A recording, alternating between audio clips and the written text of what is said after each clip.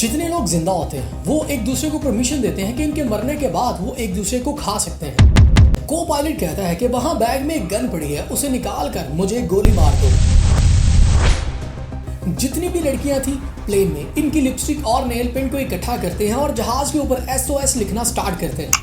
कुछ लोगों ने सीट का लेदर कवर खाना शुरू कर दिया था। जो लोग पहले हेजिटेंट होते हैं अपने दोस्तों की डेड बॉडी खाने के लिए, बाद में वो भी रेडी हो जाते हैं और अपने दोस्तों की डेड बॉडी को खाने लगते हैं। रात हो रही थी, चारों तरफ स्नो गिर रही थी और 0 डिग्री टेम्परेचर था। जिनका वेट 80 kg था, उनका वेट बाद में कम होकर 40 किलो तक रह गया था। ये कहानी है यूरुग्वे रग्बी टीम की, जो यूरुग्वे से चिली के शहर सैंटियागो जा रहे होते हैं। वहां जाकर इन्होंने चिली की नेशनल टीम और ग्रेंज के साथ मैच खेलना था। ये जब भी ट्रैवल करते हैं अपने साथ अपने फैमिली और फ्रेंड्स को साथ लेकर जाते हैं। एज पर प्लान वो 12 अक्टूबर 1972 को यूरुग्वे के एयरपोर्ट से सुबह 8 बजे चिली के लिए निकलते हैं। इस प्लेन में टोटल 45 पैसेंजर्स थे, 19 रग्बी प्लेयर्स थे, 21 फैमिली फ्रेंड्स थे और 5 क्रू मेंबर थे। जब ये अपने सफर के लिए निकलते हैं तो थोड़े ही वक्त के बाद मौसम खराब होना शुरू हो जाता है और मजबूरी में मेंडोजा में लैंड करते हैं और वेदर के सही होने का इंतजार करते हैं। नेक्स्ट डे 13 अक्टूबर को वेदर थोड़ा बेहतर होता है और दोबारा 2:18 पर जहाज चिली के लिए उड़ता है। थोड़ी ही देर बाद 3:24 पर पायलट चिली के अंदर रेडियो से कनेक्ट करता है और उनको बताता है कि हम चिली के अंदर एंटर हो गए हैं, हमें लैंडिंग की परमिशन दी जाए। ऑपरेटर इनको लैंडिंग की परमिशन दे देता है और जहाज को 10,000 फीट की बुलंदी तक लाने के लिए कहता है। यहाँ पर पायलट एक गलती कर देता है, वो नेविगेशन को पूरे तरीके से मिसकैलकुलेट करता है। बादलों की वजह से इसे आगे कुछ नजर नहीं आता। इसको लगता है कि हम चिली के अंदर एंटर हो गए हैं, मगर इस वक्त इनका जहाज एंडीज के पहाड़ों में था। यहाँ पर बहुत ऊंचे ऊंचे पहाड़ थे, अक्सर पहाड़ों की हाइट तो 22,800 फीट तक थी। ये फिर अपने जहाज की हाइट को कम करने लगता है एक ऐसी जगह पर जहाँ पर बहुत ऊंचे ऊंचे पहाड़ थे। अब जहाज एक ऐसी जगह उड़ रहा था जहां पर पहाड़ों की हाइट जहाज की हाइट से ज्यादा थी। इसके बाद जहाज का राइट विंग पहाड़ से टकराता है और टूट जाता है। इसके बाद इसका लेफ्ट विंग भी टूट जाता है।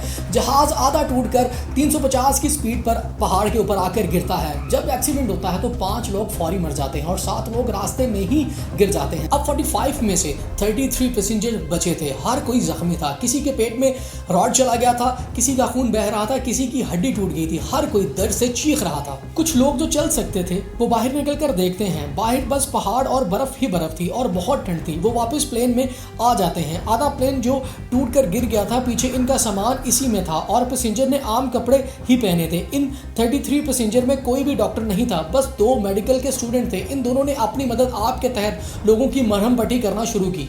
थोड़ी देर के बाद क्रैश वाली जगह पर अंधेरा स्टार्ट हो गया और स्नो गिरने लगी और सर्दी बढ़ने लगी। ऑलमोस्ट 20 फीट की जगह पर 33 पैसेंजर पड़े हुए थे और बाहर एक्सट्रीम वेदर था। इन सबको श्योर था कि इस क्रैश की खबर पूरी दुनिया में फैल गई होगी और कोई ना कोई सुबह टीम आकर हमें बचा लेगी। बस हमें किसी तरह करके ये रात गुजारनी है, बस कुछ घंटों की बात है। एक पैसेंजर कहता है कि जो कॉकपिट में रेडियो पड़ा होता है, अगर हम उसके थ्रू मैसेज भेज दें तो हमें रेस्क्यू करने में और आसानी होगी। एक पैसेंजर कॉकपिट के अंदर जाता है और वहां पर देखता है कि 2 पायलट में एक पायलट मर चुका होता है और दूसरे पायलट के पेट के अंदर रॉड घुस गया होता है। वो किसी तरह इसको निकालने की कोशिश करता है मगर वो नहीं निकाल पाता। इससे को पायलट और ज्यादा दर्द से चीख रहा होता है। वो कहता है कि वहाँ बैग में एक गन पड़ी है, इस गन से मुझे शूट कर दो, ये दर्द मुझसे बर्दाश्त नहीं हो रहा। मगर वो पायलट की बात नहीं मानता और उसको शूट नहीं करता। वो बाहर आकर एक झूठ बोलता है कि मेरी रेडियो पर बात हो गई है, अब रेस्क्यू वाली टीम हमें जल्दी बचाने के लिए आ जाएगी।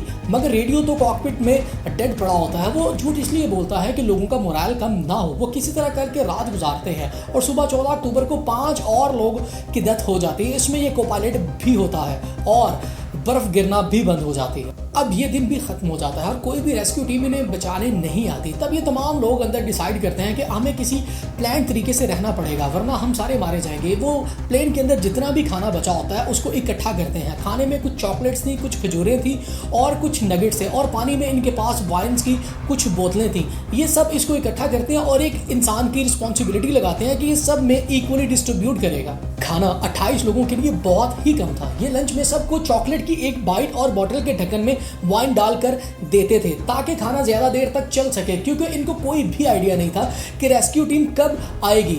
इधर ये सारी चीजें चल रही थी और दूसरी तरफ यूरुग्वे, चिली और अर्जेंटीना में न्यूज पहुंच गई थी कि जहाज क्रैश हो गया है। अब इन कंट्रीज की rescue teams rescue operation start कर देती हैं। ड्यूरिंग सर्च ऑपरेशन इनके ऊपर 2 बार जहाज गुजरते हैं। ये बहुत शोर मचाते हैं, बहुत हल्ला मचाते हैं, मगर वो जहाज इनको नहीं देख पाते क्योंकि जो जहाज क्रैश हुआ था वो वाइट कलर था और बर्फ में वो विजिबल नहीं था। फिर ये पैसेंजर ये डिसाइड करते हैं कि अगर हम किसी तरह भी जहाज के ऊपर SOS लिख दें ताकि हम रेस्क्यू टीम को विजिबल हो सके, वो हमें बचाने के लिए आ जाए। इस काम के लिए वो तमाम लड़कियों के नेल पेंट और लिपस्टिक को इकट्ठा करते हैं और जहाज के ऊपर SOS लिखना स्टार्ट करते हैं। अभी इन्होंने आधा ही S लिखा था, इनकी लिपस्टिक और नेल पेंट खत्म हो जाती है। रेस्क्यू ऑपरेशन वालों को कुछ नहीं मिलता। इनके मुताबिक इतनी ठंड में सारे मारे जा चुके होंगे, मगर इंटरनेशनल कन्वेंशन के हिसाब से इन्हें 10 रोज तक अपना रेस्क्यू ऑपरेशन जारी रखना था। इधर दूसरी तरफ पैसेंजर के लिए प्रॉब्लम और बढ़ती जा रही थी। टॉयलेट ना होने की वजह से ये जहाज के पास ही अपना यूरिन वगैरह करते थे और रात को ठंड के साथ स्मेल भी आती थी और लोगों को अपने मुंह के ऊपर हाथ रख के रात को गुजारना पड़ता था। दिन गुजरते जा रहे थे और इनकी प्रॉब्लम्स भी बढ़ती जा रही थी। एक और पैसेंजर की डेथ हो जाती है। अब टोटल 27 पैसेंजर्स बचे थे और रेडियो वाली बात भी सबको पता चल गई थी कि रेडियो डेड है।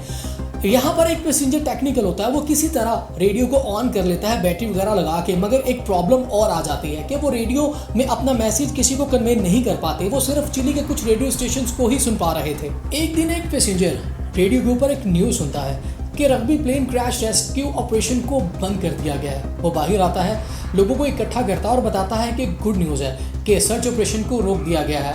अब एटलीस्ट हमें ये तो कंफर्म हो गया कि बाहर से हमारी मदद को कोई नहीं आने वाला।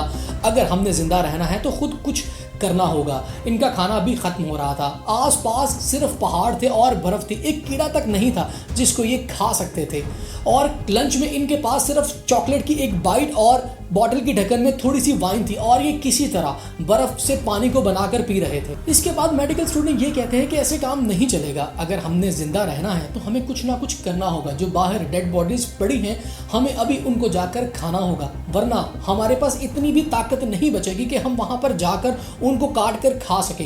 ये बात सुनकर वहाँ पर लोग गुस्से में आ जाते हैं। कोई कहता है मेरी बीवी है, कोई कहता है मेरा दोस्त है। खैर इसकी बात कोई नहीं मानता।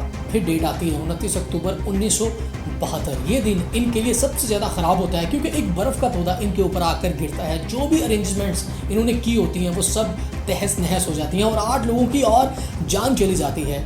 अब सिर्फ 19 लोग ही रह गए थे और वो इतने कमज़ोर हो गए थे कि उनसे ठीक से चला भी नहीं जा रहा था।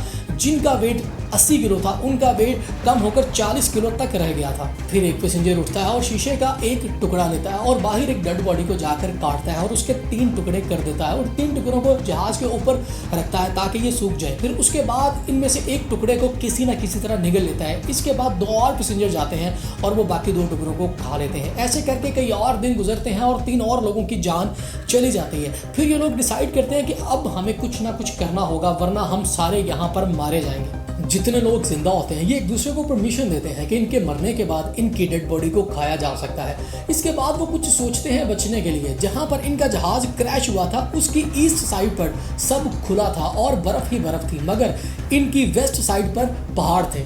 तो ये लोग डिस्कस करते हैं कि इनकी वेस्ट साइड पर पहाड़ों की दूसरी तरफ शायद बर्फ ना हो, हमें कोई वहाँ से मदद मिल जाए। फिर ये 16 में से 3 लोगों को डिसाइड करते हैं कौन पहाड़ चढ़ेगा। इसके लिए वो रॉबर्ट, प्राडो और एंटोनियो को सिलेक्ट करते हैं क्योंकि ये बाकियों के मुकाबले में फिजिकली बेहतर होते हैं। इन्होंने अपना एक मार्किंग सिस्टम भी बनाया था, अगर किसी वजह से इन्हें वापस आना पड़े तो इनको वापसी का रास्ता मिल सके। इसके बाद 61 डेज के बाद डेट आती है 12 दिसंबर 1972। एज पर प्लान ये सुबह वेस्ट की तरफ जाते हैं। ये चढ़ाई कोई आम चढ़ाई नहीं थी, ये एक्सट्रीम चढ़ाई होती है और हाई एल्टीट्यूड होता है और ठंड भी बहुत ज़्यादा होती है। 3 दिन लगातार चलने के बाद ये रियलाइज़ करते हैं कि ये जो खाना साथ लेकर आए हैं ये कम पड़ जाएगा और इनमें से किसी एक की जान चली जाएगी। इसके बाद ये डिसाइड करते हैं कि एंटोनियो को वापस भेज दिया जाए। एंटोनियो अपना खाना इनको दे देता है और वापस चला जाता है। चढ़ाई करना तो मुश्किल होता है मगर उतराई काफ़ी आसान होती है और उन्होंने मार्किंग भी की होती है। वो आसानी से अपनी मंजिल पर पहुंच जाता है और बाकी 2 लोग अपना सफ़र जारी रखते हैं। उन दोनों ने 60 किलोमीटर से ज़्यादा का सफ़र तय कर लिया था और इन्हें चलते चलते 8 से ज़्यादा दिन हो गए थे। अब वो टॉप पर पहुंचने वाले थे और जब वो पहुंचने वाले होते हैं तो वो बहुत ज़्यादा नर्वस हो जाते हैं, इसलिए कि अगर वो टॉप पर पहुंचने के बाद इन्हें पहाड़ की दूसरी तरफ भी बर्फ़ नज़र आएगी तो इनका यहाँ से बचकर निकलना नामुमकिन हो जाएगा। इसलिए वो नर्वसनेस में पहाड़ के टॉप पर जाते हैं और दूसरी तरफ देखते हैं और वहाँ पर उन्हें हरियाली वाले पहाड़ नज़र आते हैं और एक इनको दरिया भी नज़र आता है। ये दोनों बहुत खुश हो जाते हैं और अब इनको लगता है कि अब हम यहाँ से ज़िंदा बचकर निकल पाएंगे। तो ये मुश्किल से चलते चलते रिवर के पास पहुँच जाते हैं और इनको शाम हो जाती है और ये अपनी रात वहाँ पर गुजारते हैं। जब सुबह होती है तो वो दरिया की दूसरी तरफ देखते हैं कि वहाँ पर उन्हें कुछ गाय नज़र आती है और एक मैगी का पैकेट नज़र आता है और इन्हें कुछ जली हुई लकड़ियाँ नज़र आती हैं। वो इसको देख के बहुत खुश हो जाते हैं। इनको लगता है कि अब हमें कोई ना कोई हेल्प ज़रूर मिल जाएगी और वो बैठकर उस हेल्प का इंतज़ार करते हैं।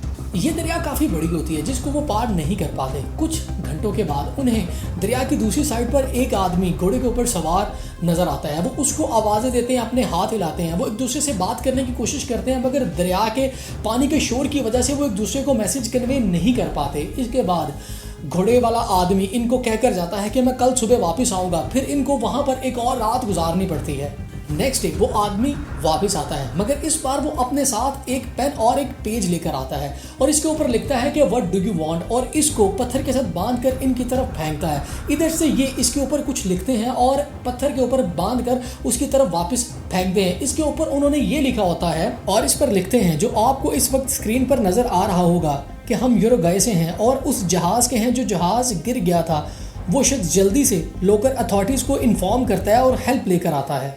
इसके बाद इन दोनों को रेस्क्यू कर लिया जाता है। ये अपनी कहानी बताते हैं कि इनके साथ क्या हुआ और ये बताते हैं कि इनके 14 दोस्त अभी जिंदा हैं जो कि हेल्प का इंतज़ार कर रहे हैं। और दूसरी तरफ 14 के 14 लोग रेडियो के पास बैठकर सुनते हैं। वो 9 दिन तक सुनते रहते हैं कि अभी कोई न्यूज़ आती है, अभी कोई न्यूज़ आती है। फिर उनको वो न्यूज़ सुनने को मिलती है कि एंडीज़ की पहाड़ियों में जो प्लेन क्रैश हुआ था उसके 2 सर्वाइवल मिल गए हैं और 14 अभी जिंदा हैं। इसको सुनकर सारे लोग खुश हो जाते हैं और वो खुशी से रोने लगते हैं। 2 हेलीकॉप्टर्स तैयार किए जाते हैं रेस्क्यू के लिए और ये दोनों भी उन हेलीकॉप्टर्स में साथ जाते हैं ताकि वो इनको रास्ता बता सकें। इसके बाद उन बाकी 14 को भी रेस्क्यू कर लिया जाता है। 72 दिनों तक सरवाइव करना बिना खाने के और बहुत ज़्यादा ठंड में। ये कहानी हमें ये बताती है कि कैसी भी सिचुएशन हो, अगर हम हिम्मत ना हारे तो कामयाब ज़रूर होंगे। अगर आपको हमारी ये वीडियो पसंद आई हो तो इस वीडियो को लाइक और चैनल को सब्सक्राइब करना ना भूलिएगा। खुदा हाफ़िज़।